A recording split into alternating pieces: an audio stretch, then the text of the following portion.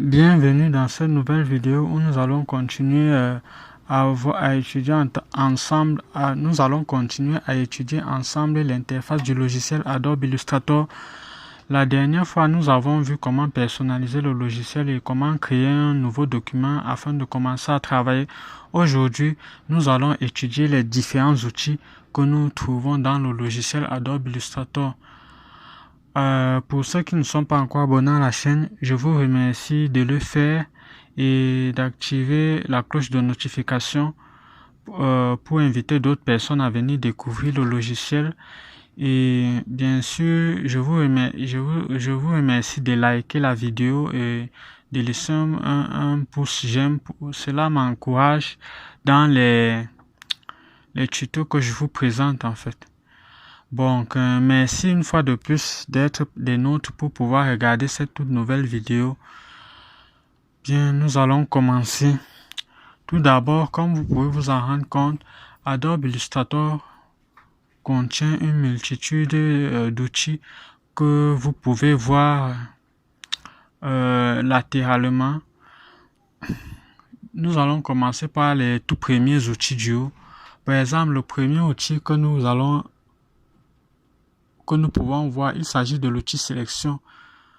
Et l'outil de sélection, à quoi est-ce qu'il sert? Lorsque nous avons un objet au milieu de notre interface, comme par exemple ce rectangle que vous voyez là, l'outil de sélection, une fois que nous faisons un clic gauche, il nous permet de sélectionner notre objet et de le déplacer au niveau de la scène. Il a aussi d'autres fonctions. Par exemple, si nous venons le positionner juste à l'endroit où vous voyez des petits points blancs, vous allez vous rendre compte qu'il change sa forme et il devient une sorte de flèche à double bord. Une fois que nous faisons un clic gauche et nous déplaçons notre souris vers le bas, nous allons nous rendre compte que nous pouvons modifier la forme de notre rectangle rien qu'en faisant cela. Et si nous venons au niveau des coins, c'est la même chose. Mais sauf que là, nous pouvons éditer la forme de notre objet latéralement, comme vous pouvez vous en rendre compte. Mais le fait de sélectionner les points qui se trouvent au centre nous permet d'éditer notre objet dans un seul sens. Dans le cas où nous voulons l'éditer entièrement, il nous suffit de cliquer sur un des points qui se trouvent dans les coins et nous pouvons éditer sur le plan horizontal et vertical notre objet. Bon, là, nous avons, je vais désélectionner. Là, nous avons un autre outil de sélection. Il s'agit de l'outil de sélection directe, comme vous pouvez vous en rendre compte. Une fois que vous l'avez sélectionné, il a à peu près les mêmes vertus que le tout premier outil que nous avons sélectionné. C'est-à-dire, nous pouvons déplacer notre objet une fois que nous faisons un clic gauche et que nous maintenons la touche. En faisant glisser notre souris, nous pouvons le déplacer. Mais par contre, lui, comme vous pouvez vous en rendre compte, il n'y a pas de points blancs qui apparaissent au niveau des centres des intersections des points de bord. Nous pouvons simplement sélectionner les points qui se trouvent au niveau des angles. Par contre, lui, une fois que nous sélectionnons et que nous déplaçons, il nous permet d'éditer un des points de rebord, pas l'ensemble de notre objet en fait. Comme vous pouvez vous en rendre compte, on peut s'en servir pour pouvoir déformer notre objet, mais sans toutefois éditer les autres points. Nous pouvons aussi venir au niveau du petit point blanc que vous voyez là. Si nous cliquons avec le bouton gauche de notre souris et que nous faisons glisser, vous allez vous rendre compte que il va arrondir automatiquement l'angle de notre objet en fait.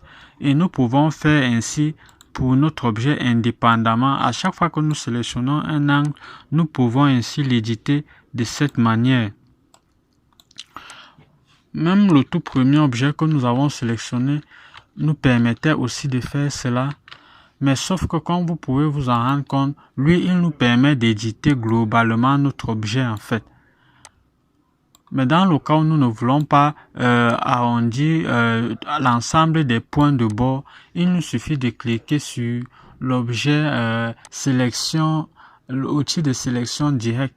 grâce à lui, nous pouvons simplement éditer un angle ou par exemple deux. Pour cela, il nous suffit de sélectionner le premier angle et le deuxième angle selon ce que nous voulons éditer et vous allez vous rendre compte que les points blancs vont apparaître aux endroits où vous avez sélectionné, pas dans les autres coins. Et grâce à ça, nous pouvons simplement faire un clic gauche et comme vous pouvez vous en rendre compte, il n'y a que ces deux points que nous avons sélectionnés qui vont être édités. Le troisième outil, il s'agit d'une baguette de sélection. À quoi est-ce qu'il sert? Par exemple, si nous avons plusieurs objets dans la scène, comme par exemple, comme vous pouvez vous en rendre compte, je vais créer ainsi plusieurs objets pour que vous voyez à peu près à quoi il sert. Bon, pour pouvoir dupliquer mon objet, tout ce que vous allez devoir faire, c'est vous faites un clic gauche sur votre objet, ensuite vous appuyez sur la touche Alt et en faisant glisser, cela va dupliquer automatiquement l'objet et créer d'autres objets en fait. Bon. Donc, une fois que vous avez créé cet ensemble d'objets, si vous avez par exemple envie de sélectionner l'ensemble des objets, au lieu d'utiliser l'outil de sélection, si vous sélectionnez la baguette magique et que vous sélectionnez un seul objet, vous allez vous rendre compte que tous les objets qui se trouvent dans la scène vont être sélectionnés en même temps, car c'est ça la fonction de la baguette magique. Elle vous permet de sélectionner un ensemble d'objets en un seul clic. Par exemple, pour l'outil, le second outil que nous allons voir, il s'agit de l'outil lasso. À quoi sert l'outil lasso?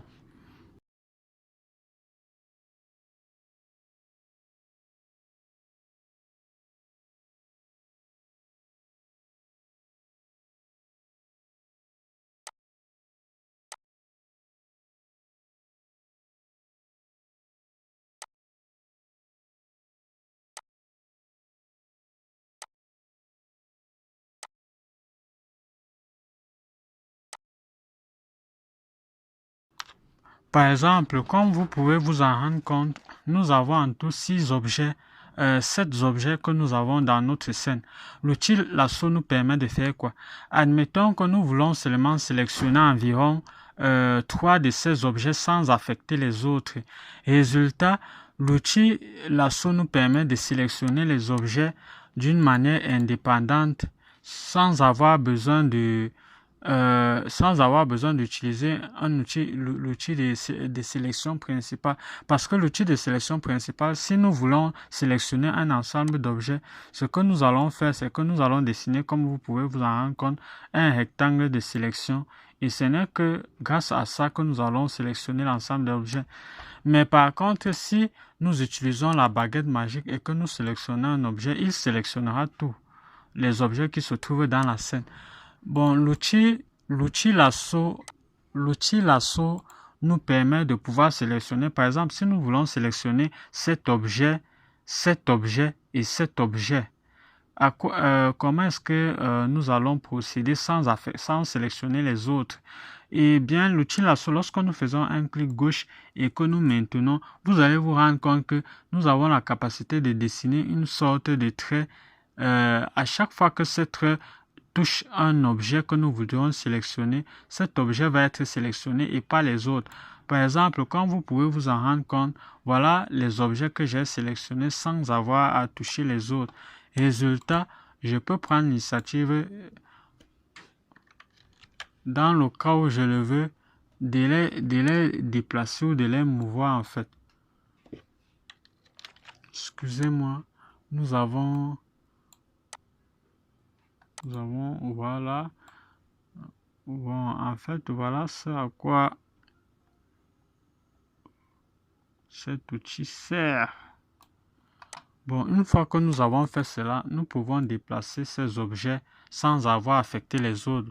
Bref, l'outil lasso nous permet d'effectuer des sélections complexes, comme par exemple ceci. Vous voyez un peu. Si nous avons un ensemble d'objets qui sont disposés de cette manière, par exemple, Voilà. Grâce à lui, qu'est-ce que nous pouvons faire? Nous pouvons prendre l'initiative de sélectionner en définissant une figure complexe, comme vous pouvez vous en rendre compte. Et vous allez vous rendre compte que tous les objets qui peuvent être sélectionnés, bref, il nous permet de faire des sélections complexes en fait. Donc,